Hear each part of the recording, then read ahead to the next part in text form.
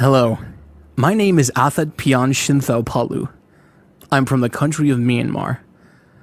I would like to share with you my testimony of what happened to me, but first I would like to give you some brief background information from my life growing up.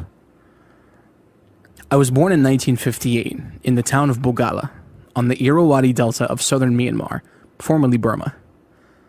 At the age of 13, I left school and started working on a fishing boat. At the age of 16, I became the leader of the boat. At this time, I lived in the upper main Magalian island, just north of Bogala, where I was born. One day when I was 17, we caught a large number of fish in our nets. Because of the many fish, a large crocodile was attracted to us. It followed our boat and tried to attack us. We were terrified, so we frantically rowed our boats toward the riverbank as fast as we could. The crocodile followed us and smashed our boat with its tail. Although no one died in this incident, the attack greatly affected my life. I no longer wanted to fish. Our small boat sank because of the crocodile attack. At the age of 18, I was sent to a Buddhist monastery to be a novice monk. When I turned 19 years and 3 months old, in 1977, I became a normal monk. The senior monk at my monastery gave me a new Buddhist name, which is the custom in our country. I was now called U Nata Panita Ashinturiya. The name of the monastery I lived at is called Mandalay Kyakason Keyeng.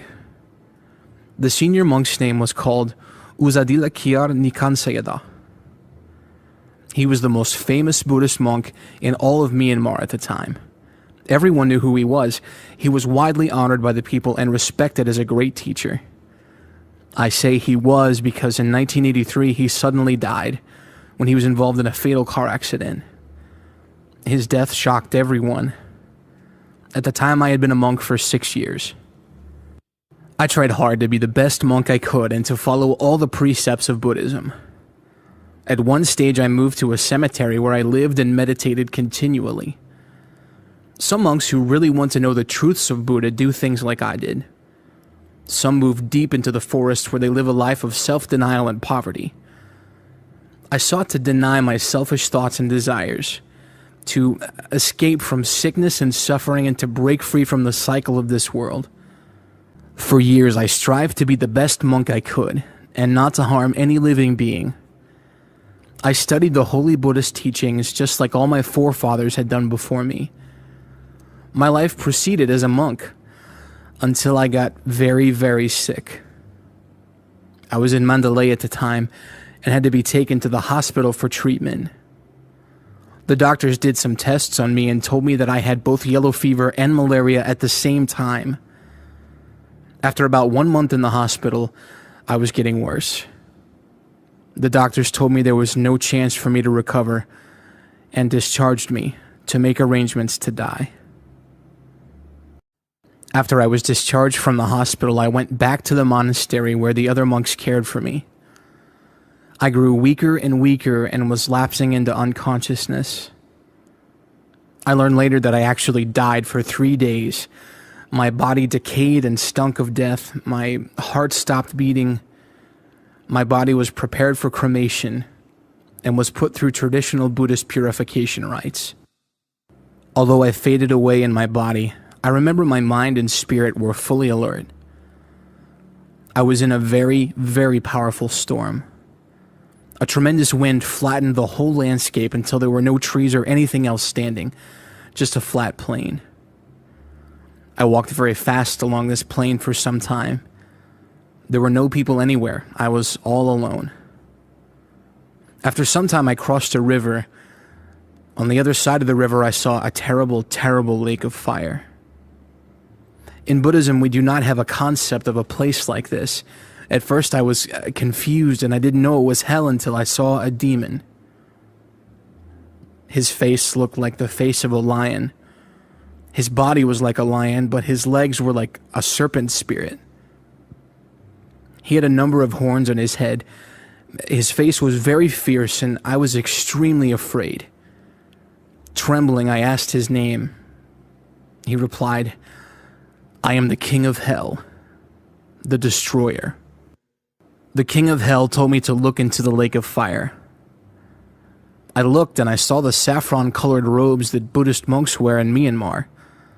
I looked closer and saw the shaven head of a man.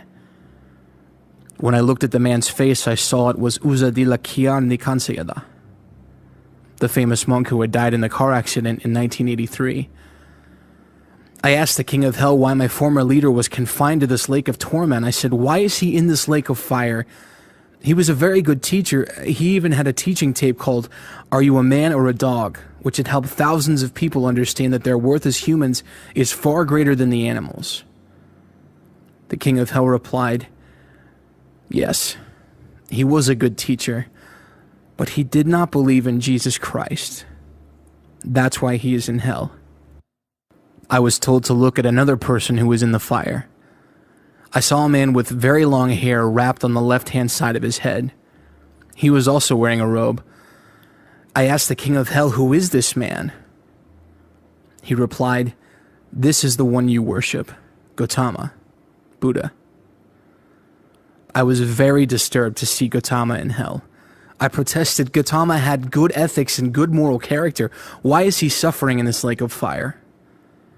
The king of hell answered me, it doesn't matter how good he was. He is in this place because he did not believe in the eternal God. I then saw another man who looked like he was wearing a soldier's uniform. He had a large wound on his chest. I asked, who is this man? The king of hell said, this is Aung San, the revolutionary leader of Myanmar. I was told, Aung San is here because he persecuted and killed Christians, but mostly because he didn't believe in Jesus Christ. I looked and saw another man in the lake of fire. He was a very tall man and was dressed in military armor. He was also holding a sword and a shield. This man had a wound on his forehead. This man was taller than any person I have ever seen. The king of hell said, this man's name is Goliath. He is in hell because he blasphemed the eternal God and his servant David. I was confused because I didn't know who either David or Goliath were. The king of hell said, Goliath is recorded in the Christian Bible.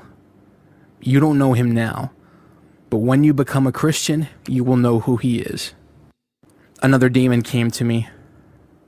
I also saw a being whose job is to stoke the fires beneath the lake of fire to keep it hot. This being asked me, are you going into the lake of fire too? I replied, no, I'm only here to observe. The appearance of this creature stoking the fire was very terrifying. He had 10 horns on his head and a spear in his hand that had 7 sharp blades coming from the end. The creature told me, you were right.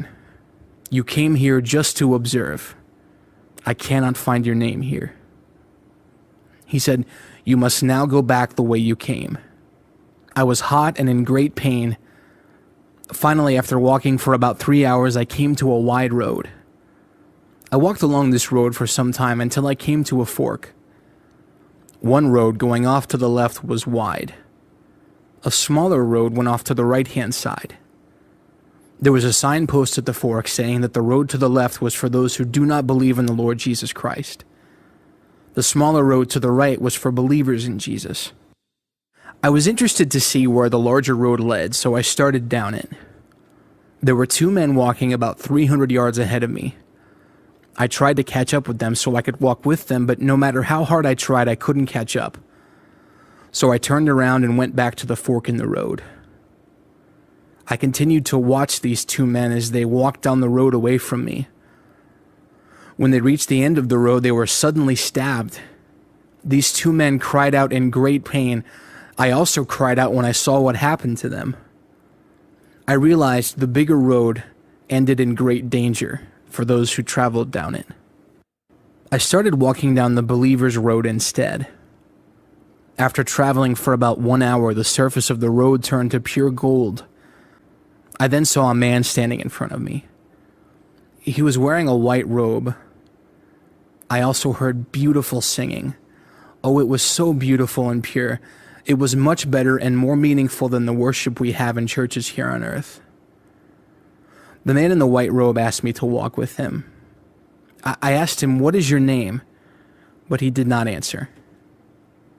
After I asked his name 6 times, the man answered, "I am the one who holds the key to heaven. Heaven is a very, very beautiful place. You cannot go there now, but if you follow Jesus Christ, you can go there after your life is finished on the earth." The man's name was Peter. Peter then asked me to sit down, and he showed me a place to the north. Peter said, "Look to the north and see God create man." I saw the eternal God from a distance. God spoke to an angel, "Let us make man." The angel pleaded with God and said, "Please don't make man.